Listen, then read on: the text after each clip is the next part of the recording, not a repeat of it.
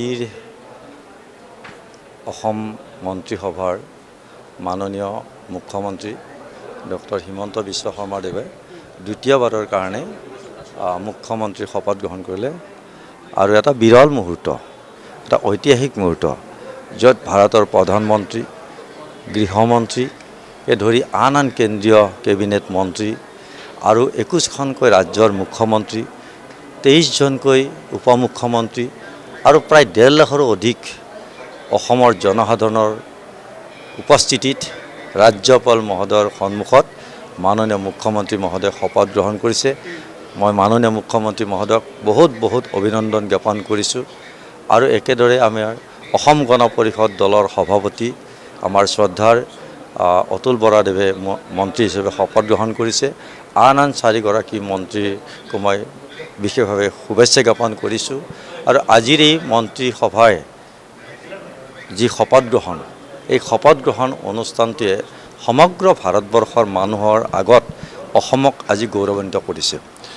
আৰু আমাৰ অসম আৰু অসমীয়াক যথেষ্টভাৱে উৎসাহিত কৰিছে মাননীয় মুখ্যমন্ত্ৰী মহোদয়, কাৰণ অসমখনক যথেষ্ট উন্নয়নৰ দিশত আগুৱাই নিছে।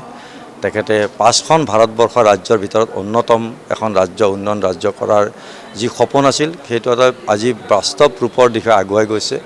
আৰু জাতিটোক সুৰক্ষিত কৰাৰ ক্ষেত্ৰত প্ৰয়াত বিশ্ৰাম মেধিৰ পিছত অসমৰ এজন মুখ্যমন্ত্ৰী, যিজন মুখ্যমন্ত্ৰীয়ে কোনো আপোচ নকৰাকৈ দৃঢ়ভাৱে কঠোৰ পদক্ষেপ লৈ জাতিটোক সুৰক্ষিত কৰিছে।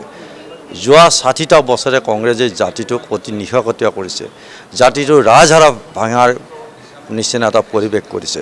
জাতিটোৰ প্ৰত্যেকজন মানুহে এটা সংশয় জীৱন যাপন কৰিছিলে, ভৱিষ্যত জাতিটোক লৈ শংকিত হৈছিলে। এই শংকিত হোৱা জাতিটোক পুনৰ উদ্ধাৰ কৰাৰ ক্ষেত্ৰত ডক্টৰ হিমন্ত বিশ্ব শৰ্মাদেৱৰ যোৱা 5 বছৰৰ যি পদক্ষেপ, এই পদক্ষেপে মানুহক সাহস দিছিল।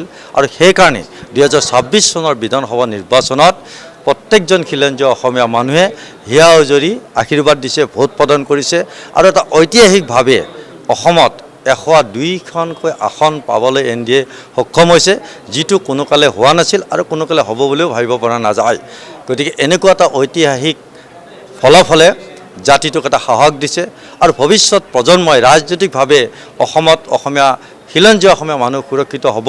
আৰু তাৰ কাৰণে আজি মুখ্যমন্ত্ৰীক সকলোৱে সাহস দিছে, ভোট প্ৰদান কৰিছে আৰু আশাও ৰাখিছে যে এই জাতিটোক সুৰক্ষিত কৰাৰ ক্ষেত্ৰত মুখ্যমন্ত্ৰী আৰু অধিক সাহসী আৰু কঠোৰ পদক্ষেপ ল'ব। মই মুখ্যমন্ত্ৰী মহোদয়ক বহুত অভিনন্দন জ্ঞাপন কৰিছোঁ।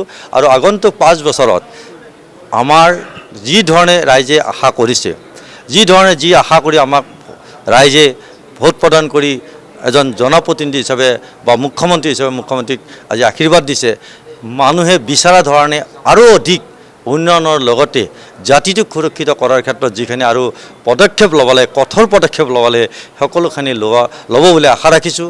আৰু আপুনি নিজেও সমষ্টিটোৰ বাবে কাম কৰিব লাগিব। নিশ্চিতভাৱে হাজো শুৱালকুছি সমস্যাও আছে হাজো সমষ্টিটো। হাজো শুৱালকুছি সমষ্টি অতি ঐতিহ্যপূৰ্ণ এটা সমষ্টি, অতি স্বাভিমানী এটা সমষ্টি।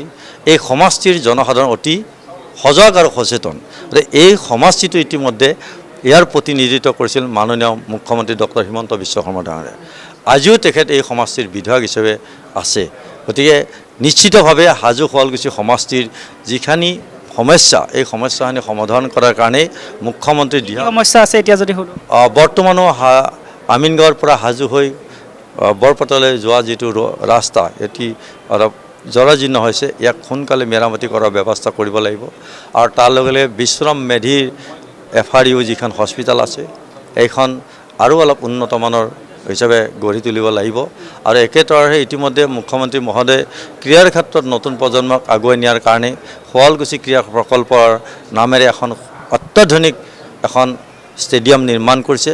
আৰু বংশৰ ষ্টেডিয়ামখনো যথেষ্ট উন্নত আন্তঃগাঁথনিৰে বনাইছে। আৰু হাজো হাই ছেকেণ্ডেৰীৰ ষ্টেডিয়ামখনো সুন্দৰভাৱে বনাইছে। আৰু এই ষ্টেডিয়ামৰ উপৰিও আৰু হালুগাঁও অভয়চৰণ চৌধুৰী যিখন ষ্টেডিয়াম আছে, সেইখন সুন্দৰভাৱে পূৰ্ণাংগ ৰূপ দিব লাগিব, নিৰ্মাণ কৰিব লাগিব। গতিকে শুৱালকুছি এটা অতি ঐতিহ্যপূৰ্ণ ঠাই, তাৰ পাট কাপোৰৰ যিটো ঐতিহ্য এটা স্বাভিমান অসমীয়া জাতিৰ স্বাভিমান ইয়াৰ শিল্পটোক ইতিমধ্যে বহুতখিনি আগুৱাই নিছে মুখ্যমন্ত্ৰী মহোদয় আৰু যিখিনি আছে সেইখিনি আৰু আগুৱাই নিয়াৰ কাৰণে মুখ্যমন্ত্ৰী মহোদয়ৰ দিহা পৰামৰ্শ মতে মই প্ৰচেষ্টা ল'ম।